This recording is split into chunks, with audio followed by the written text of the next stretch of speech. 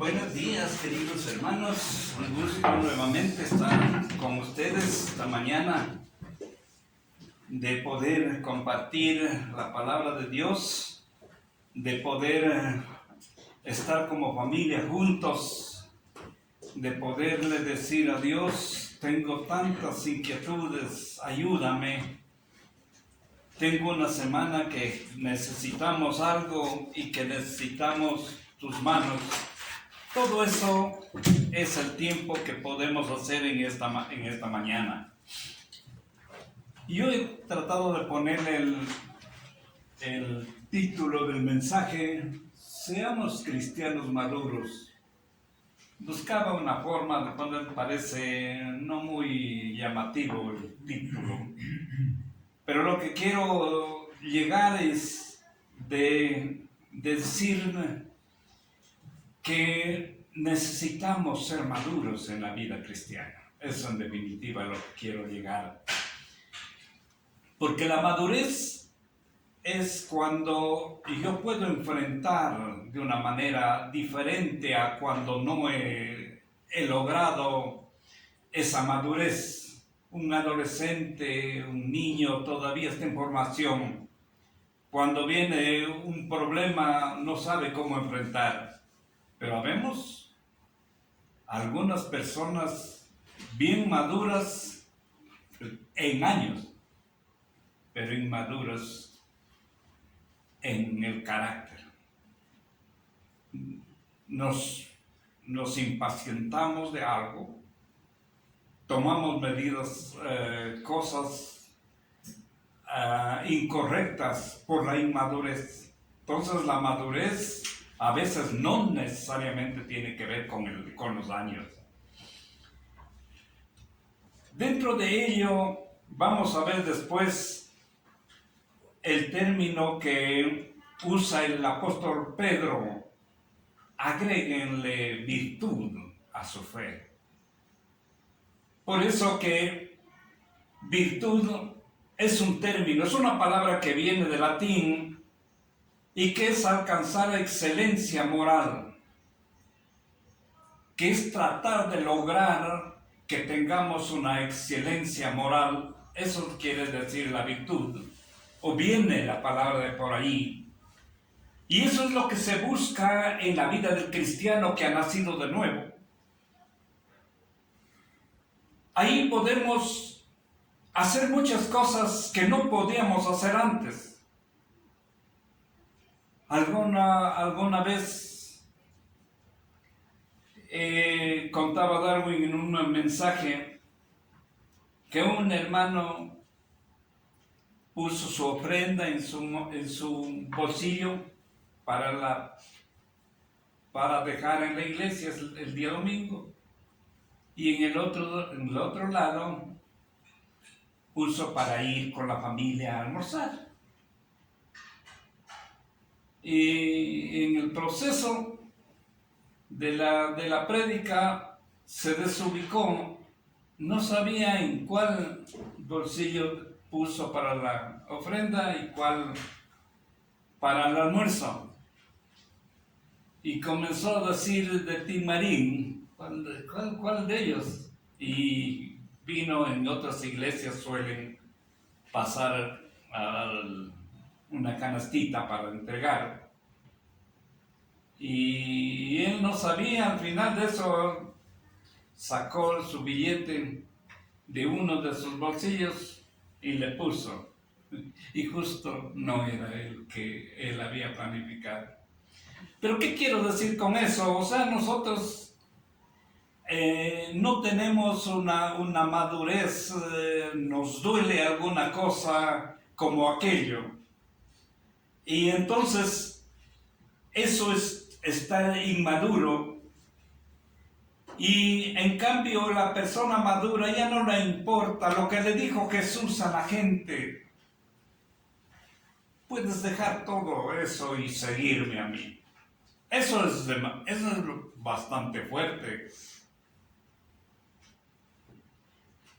Ahí podemos criar nuestros hijos bajo la voluntad de Dios. nosotros estaremos pendientes de los mensajes que recibimos y estaremos contrastando, como los hermanos de Berea que habla Hechos 17. Esto dijo, yo voy a verlo, voy a revisar en la Biblia, así. Y lo que es más, valoraremos la grandeza, el amor que Dios, que Jesús nos ha dado, lo que tenemos, el matrimonio que tenemos, el país donde vivimos, la comida que tenemos, porque eso no es así nomás, es alguien que creó y nos está sustentando de alguna manera. Dios quiere que seamos buenos hijos, pero ante todo quiere que nosotros vivamos realmente una integridad. No solamente en ciertas cosas, sino en todo nuestro vivir, en todos nuestros actos. Que no seamos fariseos, porque ustedes saben, de acuerdo a los textos de la palabra de Dios, a todo Jesús no se impacientó, pero contra los fariseos sí tiene palabras duras. Les dijo muchas cosas y no una vez, porque sabía quiénes son. Y eso es lo que está pidiendo Dios ahora. Porque si no nos hacemos cristianos maduros, íntegros, podemos predicar bien si somos líderes, pero en la casa no seremos unos buenos padres. Podemos aparentar cualquier cosa, pero no hacer correctamente. Participaremos de la Santa Cena, pero no seremos íntegros. Eso es lo que dijo el apóstol Pablo en 1 Corintios 11, 21. Él reclamó a su iglesia de Corinto. Hacen todas estas cosas y ustedes leen. Hay muchas cosas incorrectas que hizo. Eso es un cristiano inmaduro que dice que está, pero no es. Por eso es que hay personas que dicen que son hijos de Dios, pero en el hogar maltratan a la familia, a los hijos. A la iglesia aparentamos servir bien aquí, pero somos desordenados. Habemos personas o padres de familia que alzamos las manos hacia el cielo en el momento de la oración, pero en el negocio, en los trabajos, en el hogar somos incoherentes. No es así. Si nosotros somos parte de la iglesia de Jesús, debemos prepararnos cada día para vivir estos principios, estos valores eternos que se encuentran totalmente establecidos, como decíamos en el estudio de esta mañana. Si queremos tener un hogar correcto, solo tenemos que ir a la norma. Aquí está todo. Nosotros, como padres cristianos, debemos educar y cuidar nuestra familia, nuestros hijos, de los pecados que hoy promociona el mundo. Problema de lesbianismo, homosexualidad, equidad de género. Se vuelve haciendo tan amoral que ya todo habla y no parece mal. Antes sí, cuando se hablaba en el colegio, yo recuerdo alguien que hablaba de homosexual, ya toditos nos poníamos, nos admirábamos, pero eso es parte, es normal. Debemos orientarlos para el futuro, para las relaciones de un matrimonio futuro correcto bajo la visión de Dios. Si lo hacemos así, nuestra asistencia a la iglesia será irrelevante. Por eso es que vivimos incoherencias en diferentes campos. Y por eso es que hasta nuestros hijos pueden estar cantando bien en la iglesia, pero vivir mal en el hogar. Antes se decía que ser del mundo es hacerse crecer el pelo, vestirse de moda. Algunos siguen todavía enseñando eso como los testigos de Jehová. Pero por otra parte, el mundo ya se ha metido en la iglesia. Yo siempre he estado diciendo eso.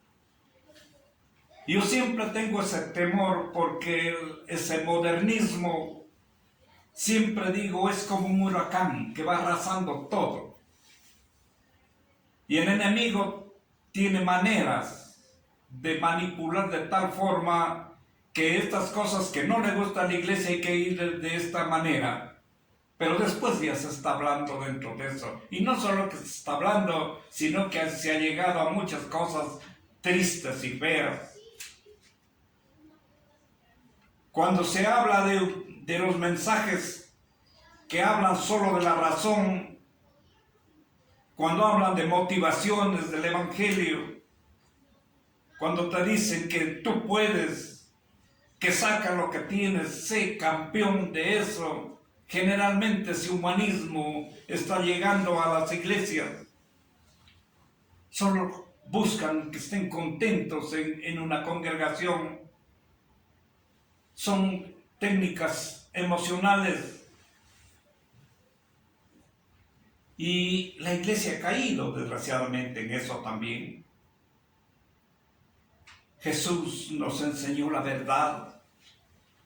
¿Cómo debemos orar? Nos dijo a través cuando alguien le dijo, enséñanos a orar. Pero para eso se necesita primero tener una relación directamente con Dios, para que nuestras peticiones puedan ser escuchadas. Pero también Dios nos dará lo que verdaderamente necesitamos, porque Él conoce las necesidades más allá de nuestros pensamientos. Y a veces no recibimos aquello que pedimos. Eso hemos dicho muchas veces. Porque nuestra mente es muy corta. Él sabe por qué. Y si no estamos preparados para eso, hasta nos vamos a frustrar nosotros. Pero además la palabra de Dios dice, si permaneces en mí, mis palabras permanecen en ustedes. Juan 15:7 dice, pide lo que quieres y eso va a ser hecho. Y así es. Pero ahí está el detalle. Si permaneces en mí, mis palabras permanecen en ustedes. Eso debe quedar clarito a nosotros. Si no alcanzo algo, debo volverme a preguntar qué es lo que estaba diciendo Juan 15:7.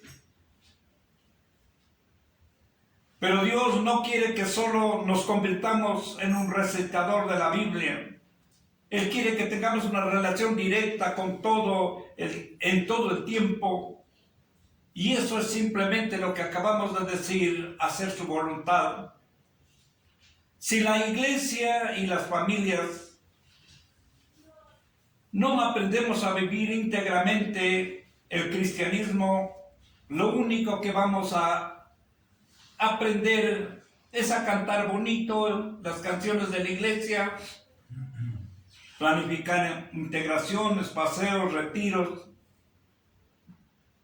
Y eso, cuando hablaba un pastor, decía que eso, yo lo llamo, decía él, la salsa del indio, que es pensar que cuando más alto salto, me van a caer más bendiciones del cielo. Porque ahora hay danzas y cosas como eso. Dios quiere una vida íntegra porque cuando vemos al pueblo israelita en tiempo del profeta Amós, nos damos cuenta que había, como hoy, una marcada hipocresía. Por eso Dios manda a escribir al profeta Amós esas palabras que leímos esta mañana, durísimas. Yo quiero volverles a leer algunos versículos. Dice el versículo 10, 5:10 de Amós: ustedes odian al que defiende la justicia en el tribunal y detestan al que dice la verdad. ¡Qué triste! Está hablando al pueblo de él. Por eso pisotean al desvalido y le imponen tributo de grano. No vivirán en las casas de piedra labrada que han construido, ni beberán el vino de los selectos viñedos que han plantado. Ahí está una consecuencia. En esas cosas que hicieron, no van a poder vivir ni van a poder disfrutar de un vino. ¿Pero por qué? Por lo que acabamos de ver, es porque esos son ustedes, dice. Versículo 12: yo sé cuán numerosos son sus delitos, cuán grandes sus pecados. Ustedes oprimen al justo, exigen soborno y en los tribunales atropellan al necesitado. Por eso más adelante en los versículos 21 al 27 dice: yo aborrezco sus cantos, sus ofrendas, solemnidades, asambleas. Quiero más bien que corra el juicio como las aguas. Todo esto porque el pueblo judío tenía un pueblo que se había vuelto de ricos explotadores. Por eso es que al leer estos versos sobre el pueblo israelita vemos que estamos viviendo tiempos parecidos a los gobiernos neoliberales que se viven en estos tiempos. No la justicia y aplastar a esos necesitados, pero entregaban buenas ofrendas a animales gordos. Dios no quiere eso, quiere más bien que seamos justos e íntegros, solidarios, que nos amemos todos. Y ese llamado es también para nosotros porque los mismos pecados estamos viviendo en estos días. Es exactamente igual. No hay diferencia. Dios no quiere la pomposidad, grandes templos, hermosas prédicas. Si nos despreocupamos de nuestras familias, si hay divergencia en la congregación, explotación a los trabajadores, no integridad en nuestros actos, el Dios justo pide que nuestras creencias respondan a nuestras vivencias. Él quiere que aprendamos a vivir bien, porque Él de su parte ya nos tiene dado todo. ¿Qué más queremos? Lo que tenemos es suficiente para agradecerle a Dios. El apóstol Pedro en su segunda carta, capítulo 1, versículo 5, dice específicamente esto, lo que quería explicar al principio: esfuércense por añadir a su fe virtud, y a su virtud entendimiento, dice la NBI. Porque solo la fe no produce cristianos maduros. Por eso vemos personas de fe, pero inmaduras. Por eso tenemos en la iglesia de Corinto que tenían aparentemente fe, pero tenían un mal testimonio. Por eso el mundo creía que estaban locos. El apóstol Pablo les dice con razón que están viviendo mal testimonio, como peleas, pleitos en la congregación, injusticia, borracheras en de la celebración de la Santa Cena, desórdenes sexuales y hasta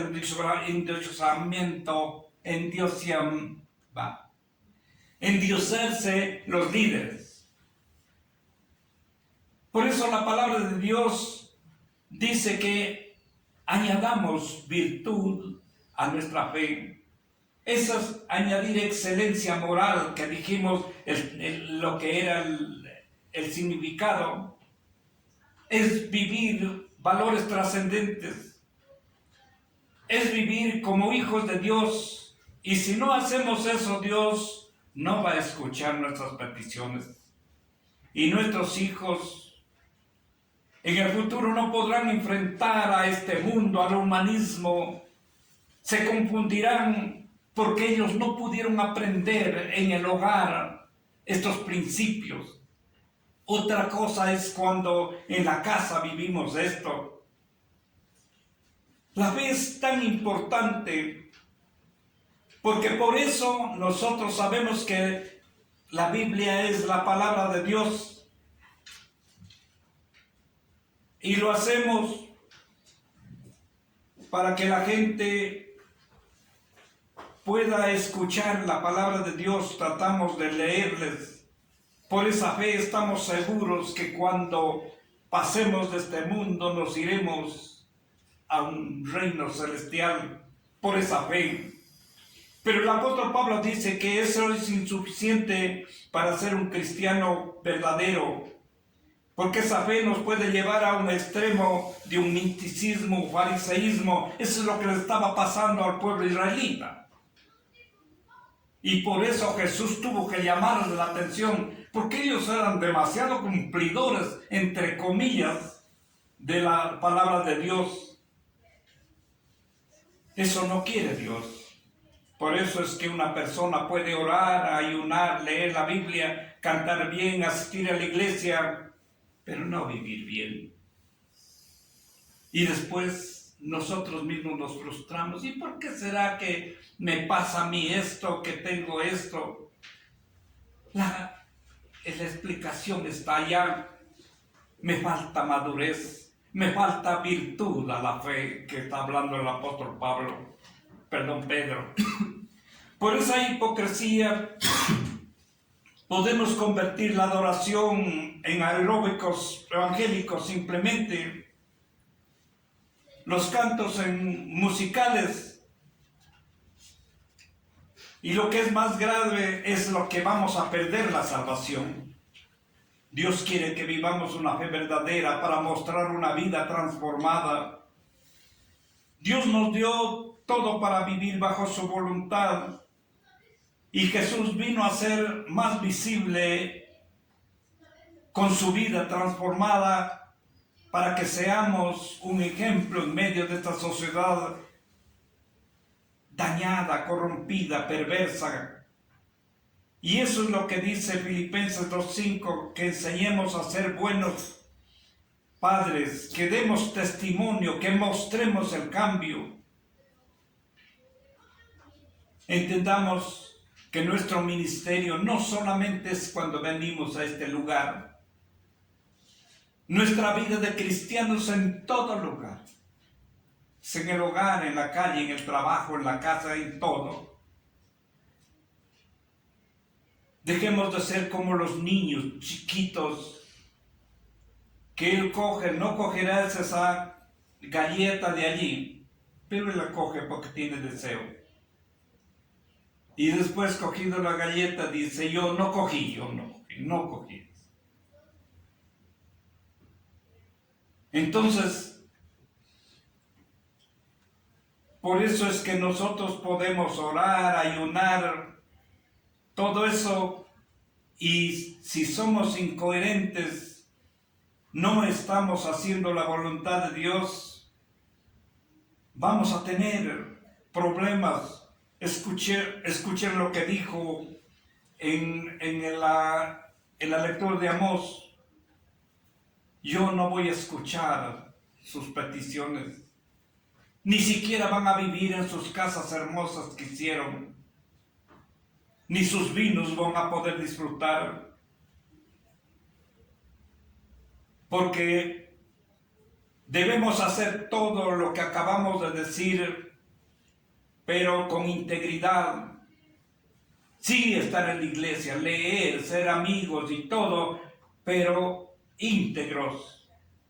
Y por gratitud a Cristo Jesús que murió en esa cruz por nosotros. reconozcamos nuestros pecados, pidamos perdón y veamos que eso va a cambiar totalmente. Muchas veces las personas prohibimos y criticamos cosas que nosotros mismos no podemos hacer. Llegamos a ser maduros en la fe y agregamos virtud a la fe cuando vivimos la moralidad en nuestras actividades que realizamos, sea cualquier profesión, jardinero o profesional. Ahí nuestro ministerio será bueno a los ojos de Dios, porque esa virtud nos lleva a actuar correctamente en las situaciones que nos toca vivir en este mundo. Por eso, pongamos en práctica esta integridad todos los días y en todo lugar. Si un joven llega a ser un buen estudiante por su integridad, o realizamos actividades, cualquiera que sea, cualquier profesión, estamos haciendo de manera correcta, estamos agregando virtud a esa fe. La pregunta es, ¿hemos agregado virtud a nuestra fe? ¿Y hemos tomado con seriedad el consejo del apóstol Pedro? Corrijamos nuestros errores y apliquemos correctamente los dones espirituales dados por nuestro Creador. Mis queridos hermanos, la palabra de Jesús nos dice, cuando leyó el Evangelio esta mañana, no todo el que me dice Señor, Señor, entrará en los reinos del cielo, sino el que hace la voluntad de mi Padre. Y ese es madurez. Sé que es difícil, pero preguntemos, si no estamos haciendo, luchemos para lograr hacerlo. ¿Cómo estamos parando nuestra casa? Porque el mismo texto nos decía abajo, ¿lo estamos haciendo sobre la roca o sobre la arena? Sobre la roca, que es Jesús, sus consejos, su palabra, o sobre la arena, el enemigo de Dios. Además, la palabra nos dice que por los frutos se conoce a alguien. Y ese es testimonio. Entonces también debemos dar fruto. Si nos hemos pasado al lado de Jesús, es el día del juicio final, cuando Él venga, veremos que escucharemos las siguientes palabras, Mateo 25:34. Eso vamos a escuchar por lo que hemos luchado, por lo que hemos tratado de ser maduros. Mateo 25:34. Entonces el rey dirá a los de su derecha, venid, benditos de mi Padre, heredad el reino preparado para vosotros desde la fundación del mundo. Amén. Y vamos a ponernos de pies para recibir la bendición que viene de la palabra de Dios. Su palabra dice, las escrituras de los profetas, según el mandamiento de Dios eterno, se ha dado a conocer a todas las gentes para que le obedezcan la fe. Al único y sabio Dios sea gloria mediante Jesucristo para siempre. La gracia de nuestro Señor Jesucristo sea con todos nosotros. Amén.